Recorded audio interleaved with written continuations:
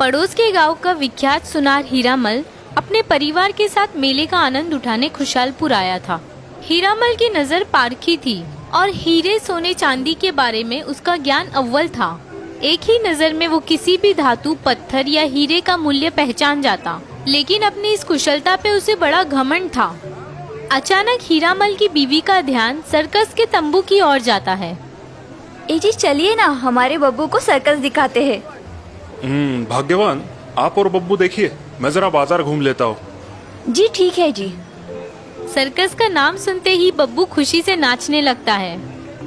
ये circus circus, चलिए ना माँ जल्दी, सर्कस खत्म हो जाएगी। धत पगले, अभी तो शुरू भी नहीं हुई है। हीरामल टिकट निकाल के बीवी और बेटे को सर्कस के तंबू में बिठाता है और खुद मेले में सैर सपाटा करने निकलता है। घूमते घूमते हीरामल एक कांच की चीजों के ठेले पे आता है, जहाँ काफी सारी कांच की वस्तुएं रखी हैं, जेवर, खिलौने, शीशे, आकर्षक बर्तन इत्यादि। हीरामल की नजर एक चमचमाते कांच के टुकड़े पर जाती है, जिसका आकार और चमक कुछ अलग ही है। ओह, ये तो बड़ी अनोखी चीज लग रही है। क्या दिखाओ सेठ? खिलौने, बर्तन, माला? वो कांच का टुकड़ा दिखाना। हीरामल उस चमचमाते कांच के टुकड़े को बारीकी से देखता है और समझ जाता है कि वो एक मूल्यवान हीरा है, बस थोड़े तराशने की जरूरत है। अरे भाई, ये कैसी सामान्य चीजें रखी है बेचने, कुछ अनोखी वस्तुएं रखते। जी सेठ जी, अगली बार जरूर कोशिश करूंगा। अभी आपको कुछ पसंद आया है? वैसे तो कुछ खास नहीं दिख रहा। ये कांच का टुकड़ा ठीक ठाक लग रहा है। दीवान खाने में मेज पे रखूं तो थोड़ी शोभा बढ़ा देगा, बाकी तो कुछ काम का नहीं है। क्या कीमत है इसकी? जी ज्यादा नहीं, बस 20 रुपए। दुकानदार की बात सुन के हीरामल चौंक जाता है। बड़ा मूर्ख है ये आदमी, हीरे को मिट्टी के दाम में बेच रहा है। मैं इसे और कम दाम में पटा के पैसे बचाता हूँ। अरे क्या भाई, इस कांच के टुकड़े के 20 रुपए मांग रहे हो? मैं इसके ज्यादा से ज्यादा 15 रुपए दूंगा बस। क्या, सिर्फ 15 रुपए? नहीं नहीं सेठ जी, लेना है तो 20 में ही लीजिए, वरना जाने दीजिए। कोई मूर्ख ही इसे 20 रुपए में लेगा। चलो जाने दो, मैं चलता हूँ। ये जरूर मुझे वापस बुलाएगा, मैं निकलने का नाटक करता हूँ।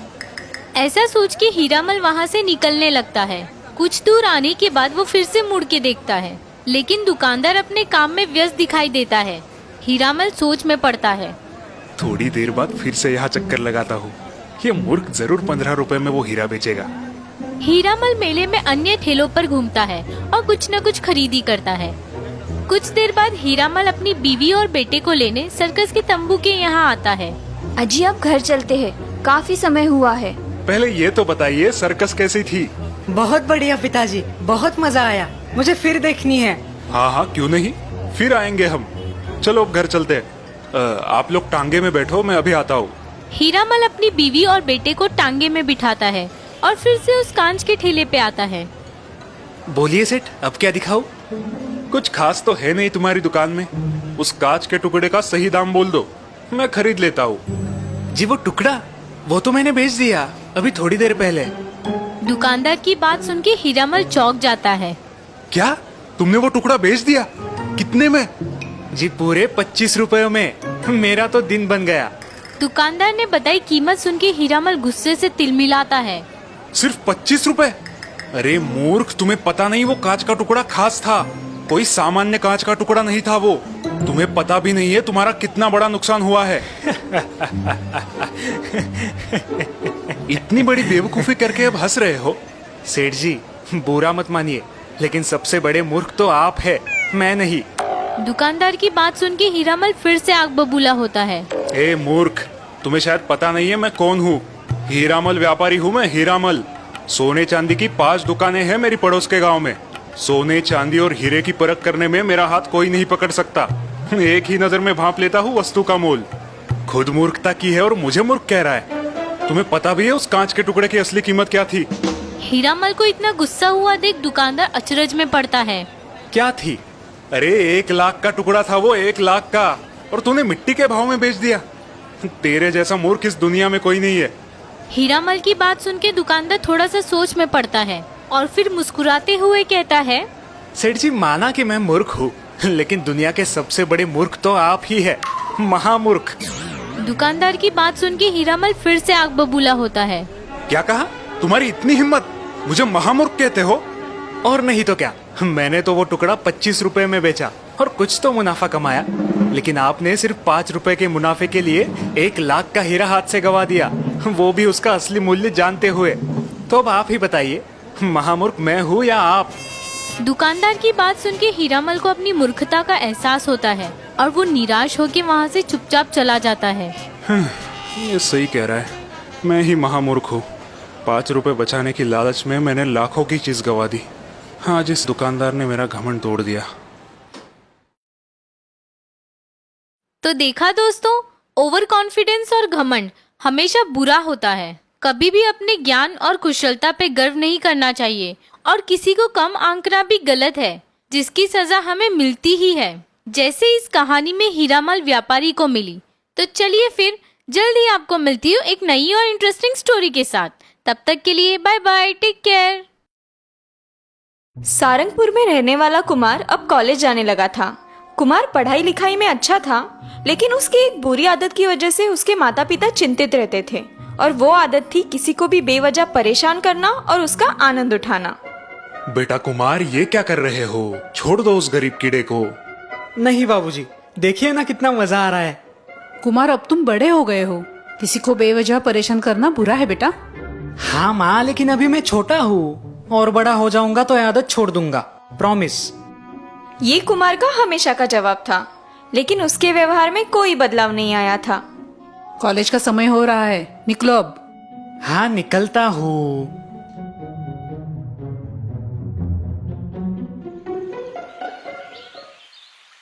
चलो चलो, देर हो रही है। हाँ, वरना क्लास के बाहर मुर्गा बना के खड़ा करेंगे टीचर। हाँ, और पिंकी ने तुम्हें वैसे देख लिया तो शट अप, साइकिल चला। तभी कुमार की नजर सड़क के किनारे खड़े एक मोटरसाइकिल पे जाती है। आसपास कोई दिख नहीं रहा। कुमार को फिर से मस्ती करने की सूझती है। सुनो, जरा मस्ती करते हैं। अब क्या करना है तुम्हें यार, लेट हो रहा है हमें। वो देखो कितनी भारी बाइक है ना, इतना अच्छा मौका हम ऐसे ही नहीं जाने देंगे। क्या करोगे तुम? पकड़े गए तो लेने के देने पड़ जाएंगे, डरपोक। यहाँ कोई नहीं है, इस बाइक का मालिक शायद झाड़ी में नेचर्स कॉल के लिए गया है। कुमार चुपके से जाके बाइक के पिछले टायर की हवा निकाल देता है और तीनों दोस्त थोड़ी दूरी पे झाड़ियों में जाके छुप जाते हैं। यार, हमें ऐसा नहीं करना चाहिए था। अगर वो आदमी किसी अर्जेंट काम से बाहर जा रहा होगा तो? चिल डूड, अर्जेंट होता तो रास्ते में रुकता नहीं। कुछ समय बाद एक नौजवान झाड़ी से बाहर निकलता है और बाइक के यहाँ पहुँचता है, और बाइक का पिछला टायर पंचर देख परेशान हो जाता है। अरे यार, ये क्या हुआ? ओह शिट, अब मैं प्रिया से मिलने वक्त पर कैसे पहुंचूं? अब तो मेरी शादी होने से रही। यहाँ झाड़ियों में तीनों दोस्त हंस रहे हैं। देखा, कोई अर्जेंट काम नहीं था उस बाइक वाले को, अपनी गर्लफ्रेंड से मिलने जा रहा था। कई बार समझाने के बाद भी कुमार के व्यवहार में कोई बदलाव नहीं आया था। एक दिन कुमार के नाना जी उनके घर कुछ दिन रहने आते हैं। कैसे चल रहा है सब कुछ रेवती बेटा? जी बढ़िया है पिताजी। और हमारा लाडला नाती कुमार कैसा है? उसी की थोड़ी चिंता है पिताजी। रेवती अपने पिताजी को कुमार के बर्ताव के बारे में बताती है। तुम टेंशन मत लो, वक्त के साथ साथ आ जाएगा उसमें बदलाव। एक दिन कुमार और नाना जी गाँव में घूमने निकलते हैं। तो कुमार, कॉलेज लाइफ कैसे लग रही है? यूनिफॉर्म नहीं, टीचर की डांट नहीं। हाँ नाना जी, बहुत मजा आ रहा है। हर रोज नए कपड़े, लेकिन यहाँ भी लेट होने पर मुर्गा बनाते हैं। ओ सच में? शायद टीचर्स को लगता होगा तुम अभी भी बड़े नहीं हुए हो। सब बड़े अपनी अपनी सुविधा के अनुसार कभी हमें बड़े बनाते हैं या कभी छोटे। चलते चलते दोनों एक मंदिर के पास पहुँचते हैं। मंदिर बिल्कुल खाली है। बाहर सीढ़ियों के पास जूतों की एक जोड़ी है। शायद कोई एक आदमी अंदर गया है। कुमार को मस्ती करने की इच्छा होती है। नाना जी, अगर हम ये जूते कहीं छुपा दे तो कितना मजा आएगा ना। लेकिन क्यों बेटा, इससे तुम्हें क्या मिलेगा? आनंद नाना जी, आनंद। जब वो आदमी उसके जूते के लिए परेशान हो जाएगा, रोएगा, तब सोचिए हमें कितना मजा आएगा। नाना जी समझ जाते हैं कि यही सही मौका है कुमार को अच्छी सीख देने का। कुमार, आज कुछ अलग करते हैं और देखते हैं क्या होता है। नाना जी कुमार को 10 रुपए के 6 सिक्के देते हैं और उस आदमी के हर जूते में 3-3 सिक्के रखने के लिए कहते हैं। नाना जी, इससे तो आपका नुकसान हो जाएगा। देखते हैं, हो सकता है फायदा भी हो। नाना जी और कुमार थोड़ी ही दूर सीढ़ियों पे बैठ के उस आदमी का इंतजार करते हैं। थोड़ी ही देर में वो आदमी बाहर आता है। उसकी हालत काफी खराब दिख रही है। यह आदमी बहुत गरीब और भूखा प्यासा लग रहा है ना नाना जी। शायद मुसीबत में है।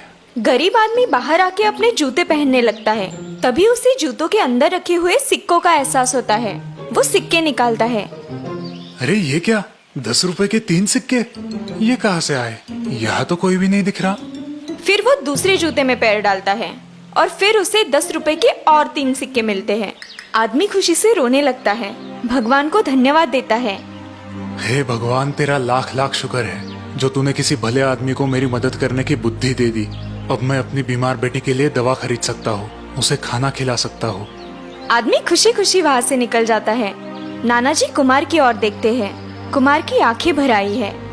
क्यों कुमार, अब बताओ, तुम अगर उस गरीब आदमी के जूते छुपाते तो तुम्हें ज्यादा खुशी मिलती कि अब उस गरीब आदमी की मदद करके तुम्हें ज्यादा आनंद मिला है?